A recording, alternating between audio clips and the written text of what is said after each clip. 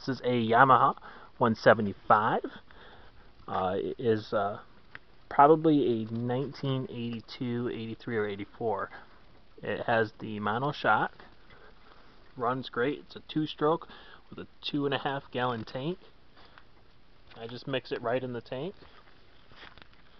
The tires are a little weathered, but not too bad. Brand new sprocket and chain. Just pulled it out. It's tearing around the yard.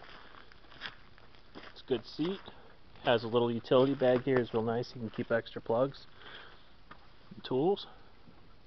I replaced the petcock. The original paint color you can see here was blue. It was this baby blue, and I couldn't stand it. The stickers are already all faded off and gone, so I painted it with that green.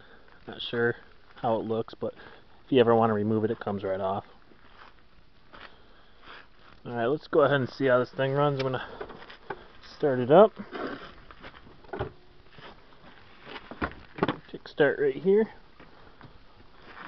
Turn the fuel on. Should fire it up.